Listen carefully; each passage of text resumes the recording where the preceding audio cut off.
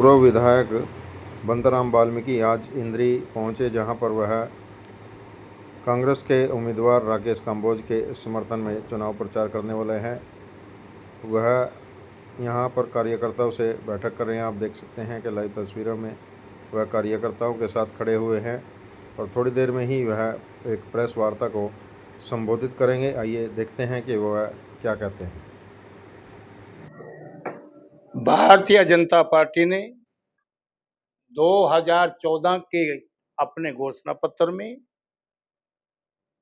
बिना फ्रेम का रंगीन चश्मा चढ़ाकर के लोगों को भ्रमित करने का कार्य किया। उन्होंने कहा था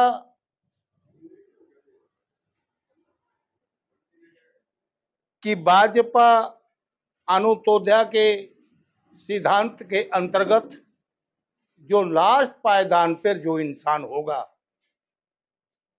हम उनको न्याय दिलाने की गारंटी सुनिश्चित करेंगे, जो कि ऐसा नहीं किया। उन्होंने 2014 के घोषणा पत्र में ये भी कहा था कि जो अनुसूचित जाति के लोग गवर्नमेंट की सुख सुविधाओं से वंचित रह गए हैं, हम उनको न्याय दिलाने का भी कार्य करेंगे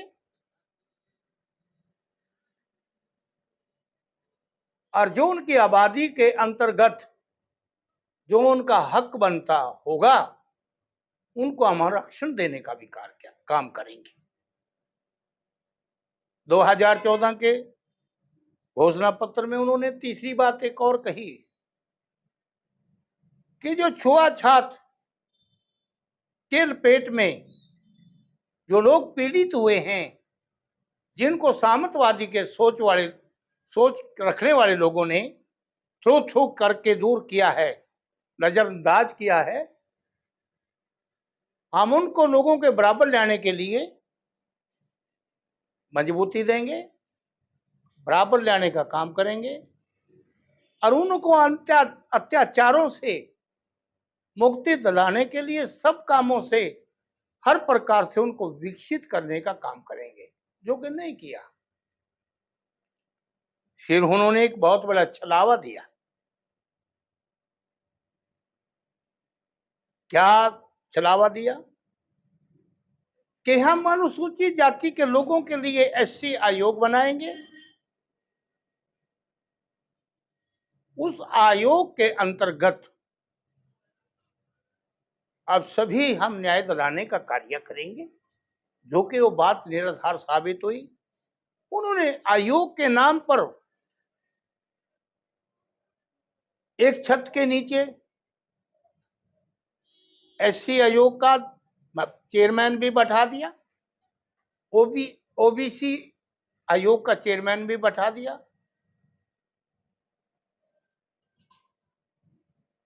उनके पास मेज भी अच्छी नहीं, एक खाना पूर्ति करके ये कहा, ये जो मैंने पहले बोली तीन बातें, उनका तो नाम तक जिक्र तक नहीं, लेकिन चौथी बात मैंने बोली कि आयोग तो बना दिया, लेकिन पावर उनको नहीं दी। श्रीमती इंदिरा गांधी के कार्यकाल में अनुसूचित जनजाति के लोगों को प्लाट मिलते थे,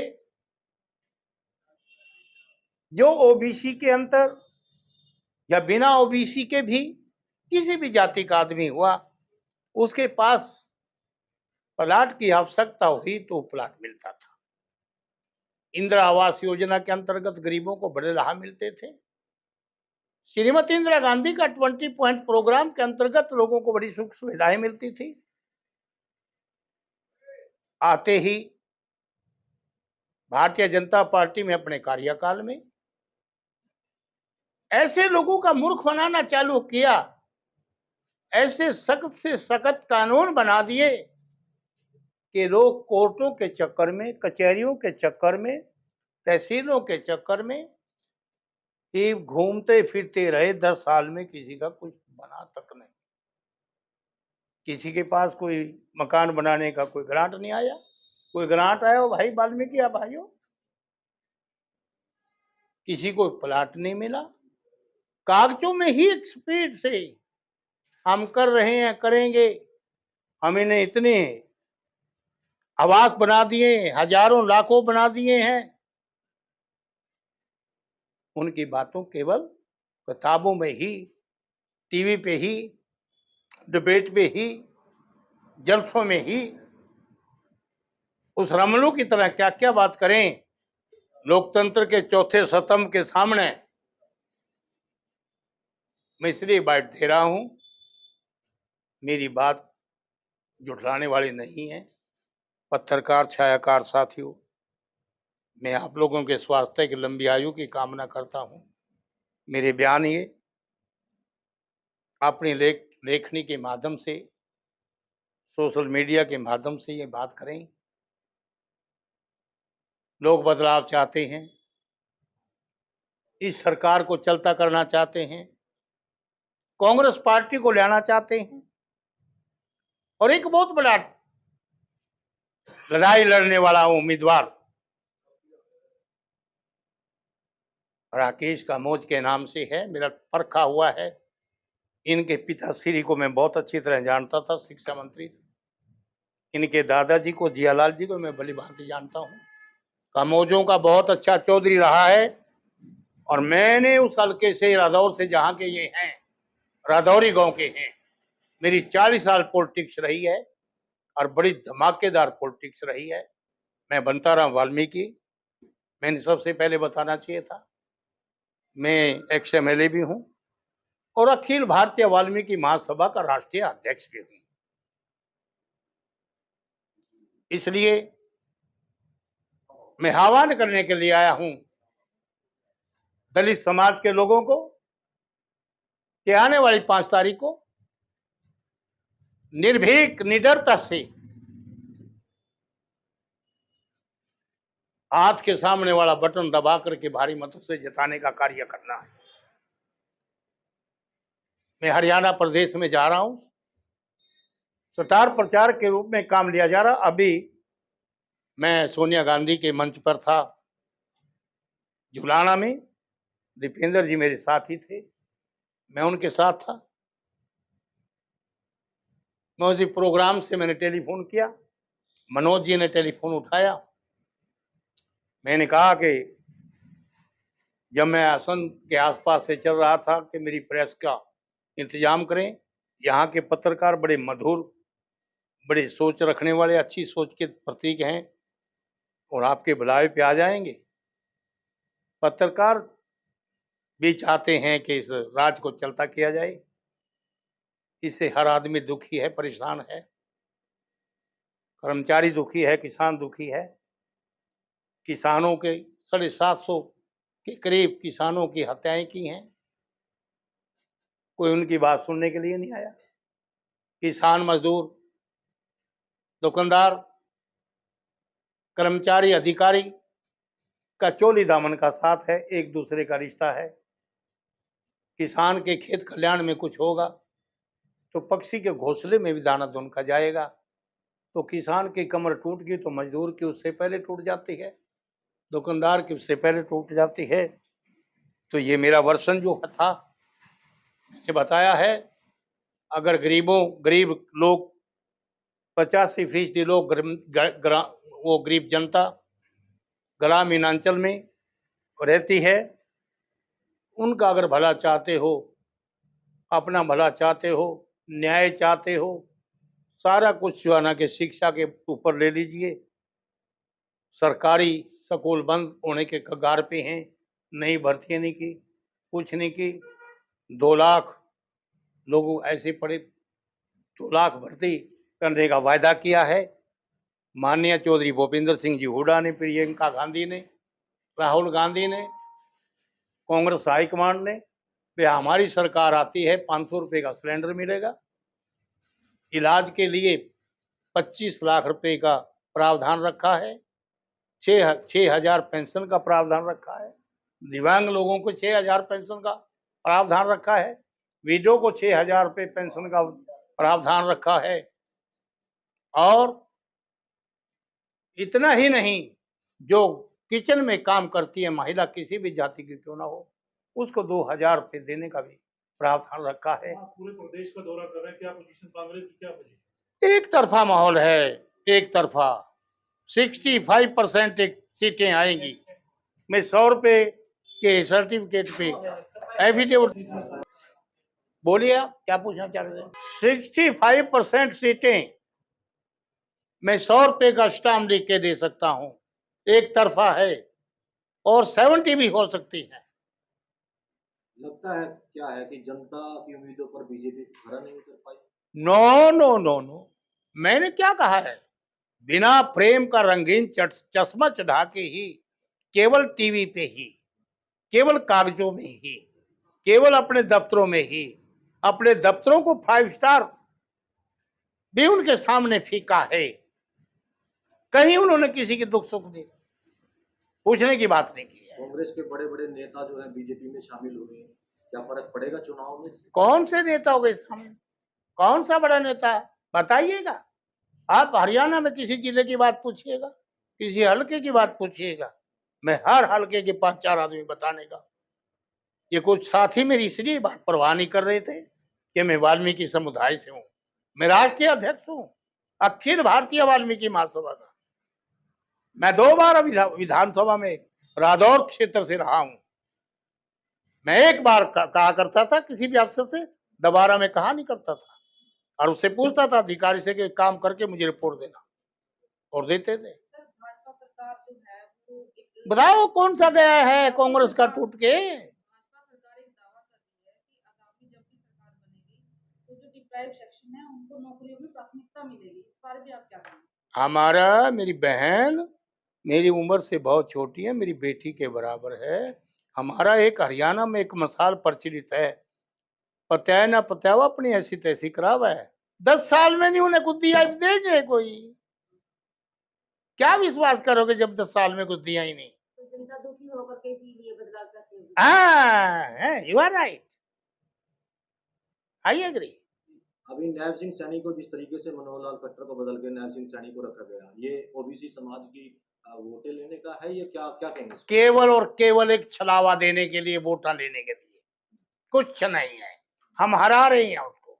अभी मेरे गांव, अभी मेरा 6 बजे से प्रोग्राम है, मकौली जाटान में प्रोग्राम है, और मेरा प्रोपर बाबैन में है।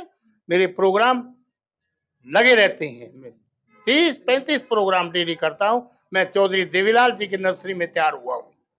बीजेपी तो सबका साथ सबका विकास की बात करती है, ड्रामा ड्रामा, अनुसूचित जाति के लिए जिस तरीके से करेगी सबका साथ और नुका हमारी जेब के पास, कुछ नहीं है।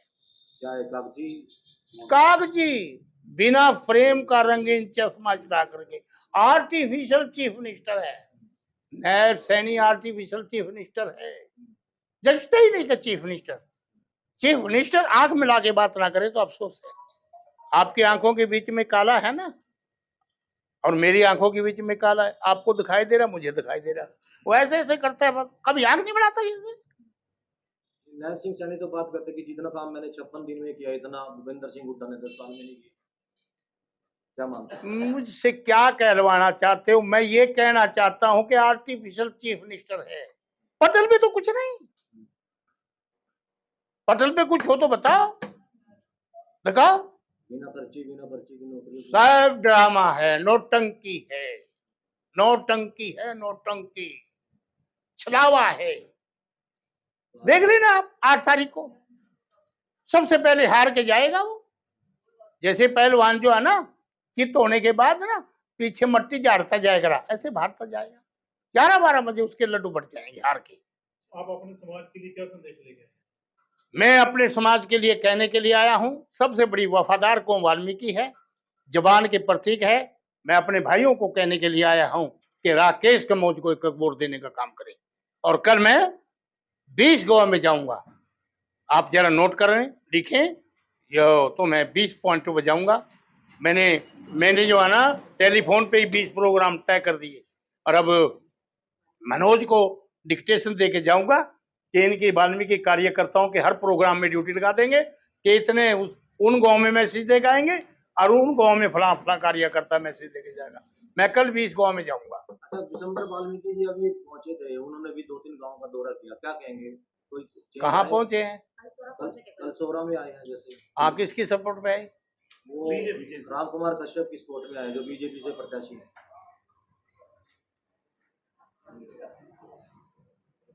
आप ये पूछना चाहते हो, मुझे अच्छे पत्रकारों से वार्तालाप होने का सौभाग्य प्राप्त हुआ है। इस देश के अंदर, इस समाज के अंदर, इंडिया के अंदर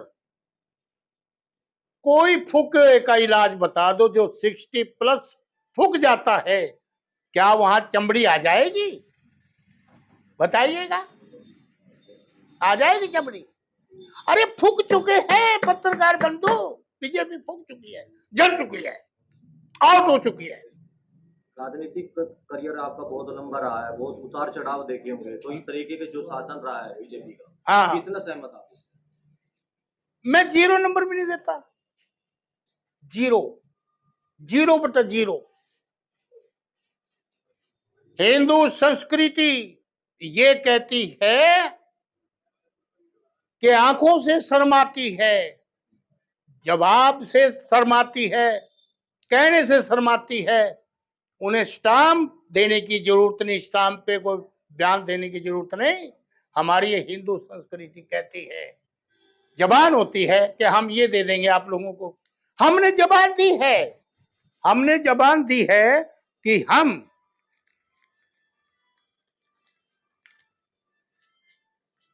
हमने जबान दी है कि हम सबको 2-2 हजार रुपये देंगे। घर में काम करने वाली, किचन में काम करने वाली महिला को हम 6-6 हजार रुपये, बुजुर्गों को पेंशन देंगे, अमानतों को पेंशन देंगे 6,000 रुपये, हम विधवाओं को 6,000 रुपये पेंशन देंगे, हम 500 रुपये का गैस सिलेंडर देंगे, हम जो है ना मरीज को, बीमार आदमी को 25 लाख रुपए तक का इलाज फ्री कराएंगे, अपने पर गवर्नमेंट पे करेगी। हमने कहा किसानों को समृद्ध बनाने के लिए हम MSP की गारंटी, तत्काल फसल मुआवजा देने की बात करेंगे, हम पक्की बात कह रहे हैं।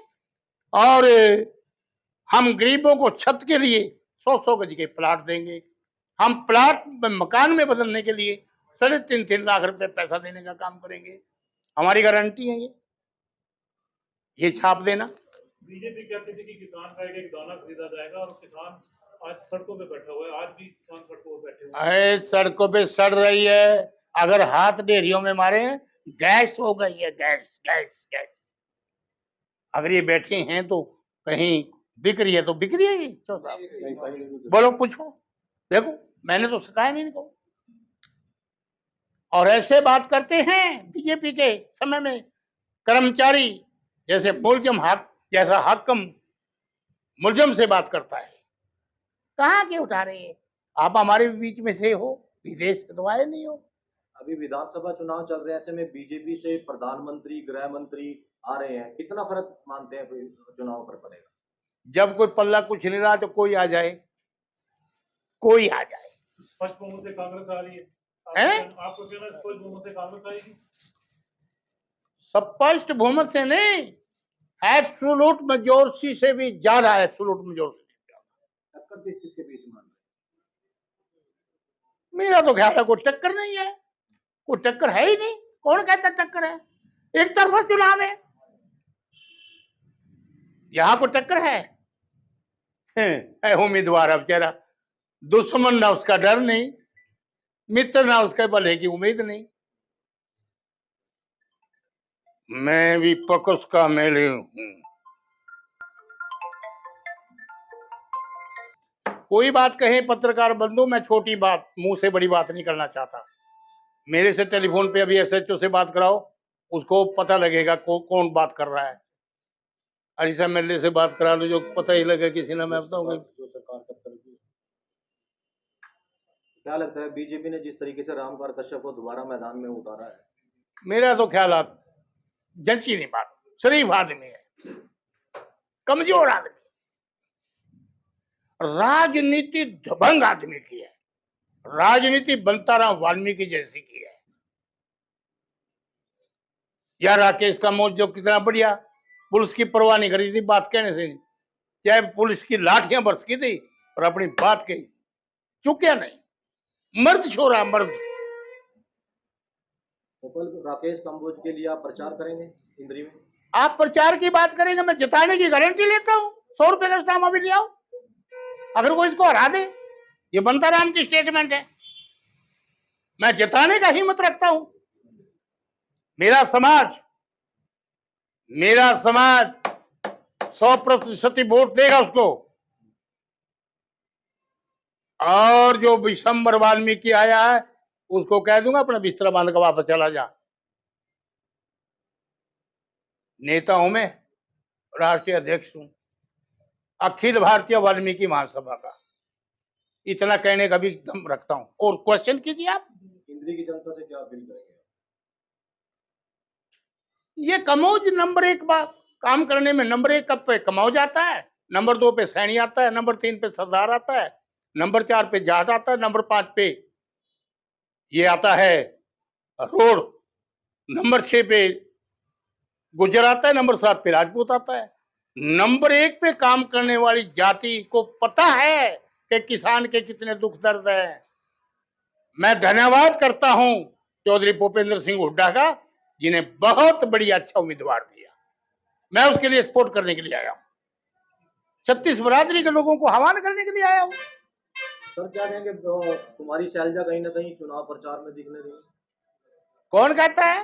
नारायणगढ़ में थी, कल परसों नारायणगढ़ में थी, और यहाँ हर जगह अम्बाला घूमी, जो उसका क्राइटेरिया, जो उसका एरिया में आई है, वो कौन कहता है? एक अपशब्द को लेकर के बीजेपी ने जो है तूल पकड़ी है, उसको लेकर कोई किसी ने अपशब्द नहीं बोला। आज मुझे, अरे भाई, और किसका बेटा और किसका पोता किसी के कब्जे में हो? क्या भूपेंद्र सिंह हुड्डा ने अगर मेरी जात का आदमी कोई किसी के साथ लड़ाई करे, क्या उसका खमेजा बंताराम वाल्मीकि भुगतेगा क्या? अगर किसी जाट ने, अनपढ़ मोल्लर ने कुछ कह दिया, तो हुड्डा साहब ने कहा शैलजा मेरी बहन है, और जो ऐसी गलती करेगा हम माफ नहीं करेंगे उसको। बड़ी बरादरी है, मेरी भी बड़ी बरादरी है। मनोहर लाल खट्टर तो कह रहे कि बीजेपी में आने के लिए बातचीत हो रही है।